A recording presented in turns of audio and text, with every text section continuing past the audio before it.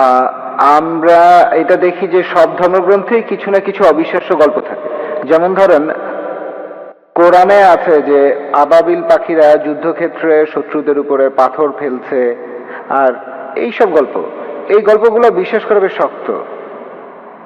এটা আমার প্রথম প্রশ্ন। ভাই, আপনি প্রশ্ন করলেন কোরআনের কিছু কথা যেন পাখি উপর থেকে পাথর ফেলছে, সূরা ফিলের কথা। সূরা ফিলের 1 থেকে 5 নম্বর আয়াত। এরকম আরো অনেক আয়াত আছে। কোরআন বলছে শাক্কুল কামার, নবীজি মুহাম্মদ সাল্লাল্লাহু আলাইহি ওয়াসাল্লাম চাঁদকে 2 ভাগ করেছিলেন, মুসা আলাইহিস সালাম সাগরকে 2 ভাগ করেছিলেন। এগুলো কঠিন কাজ, হ্যাঁ, এগুলোকে বলে অলৌকিক। অলৌকিক কাজ হলো সেগুলো যেগুলোর কোনো ব্যাখ্যা মানুষ দিতে পারে না। মানুষের পক্ষে চাঁদকে 2 ভাগ করে ফেলা এটা অসম্ভব।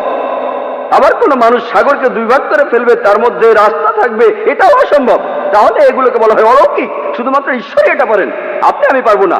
আমরা এই কাজের ব্যাখ্যা দিতে পারবো না। আমরা শুধু একটা উপায় এটা প্রমাণ করতে পারি, যদি সেই সময়ে ফিরে যায়। এখানে বর্তমান থেকে আমরা অতীতে যেতে পারবো না। 3000 বা 4000 বছর আগে গিয়ে আমরা দেখতে পারবো না মুসা আলাইহিস সালাম সাগরকে ভাগ করেছিলেন কিনা। তাহলে কি করব?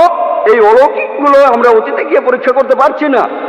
কিন্তু পবিত্র কোরআনে এমন অনেক কথাই আছে যেগুলো এখন সত্যি প্রমাণিত হয়েছে। যেমন ধরুন, কোরআন বলছে বিজ্ঞান নিয়ে কথা, বিগ ব্যাং সম্পর্কে।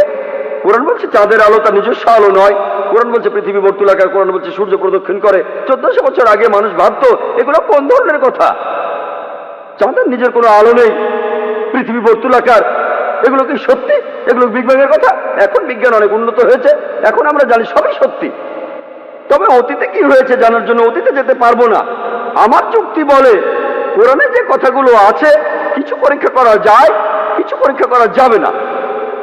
আমরা অতীতে যেতে পারবো না, তাহলে এই ব্যাপারগুলো কিছুটা অপরিষ্কার। আমরা বর্তমানে যেগুলো পরীক্ষা করতে পারি সেই কথাগুলোর মধ্যে যা কিছু পরীক্ষা করতে পারি, ধরেন 80% চেক করতে পারি।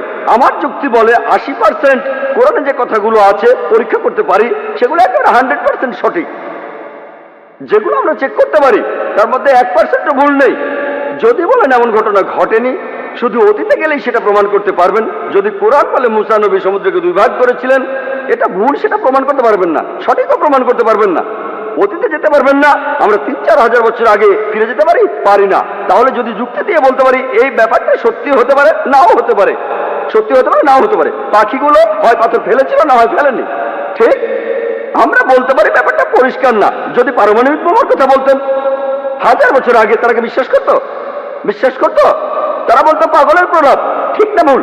কিন্তু এখন তো আমরা বিশ্বাস করি, কারণ বিজ্ঞান উন্নত হয়েছে। এখন দেখি পারমাণবিক বোমা, আণবিক বোমা। তাহলে পাখিরা পাথর ফেলছে, এটা সমস্যা কোথায়? এটা খুব সোজা। পারমাণবিক বোমা আরো কঠিন। তাহলে বুঝতে পারছেন আমরা অতীতে যেতে পারবো না। আমার যুক্তি বলে যেগুলো আজকে পরীক্ষা করতে পারি, কোরআনের যে বিষয়গুলো ভালোভাবে দেখতে পারি, সেগুলোর মধ্যে পুরো 100% সত্যি বলে প্রমাণিত হয়েছে।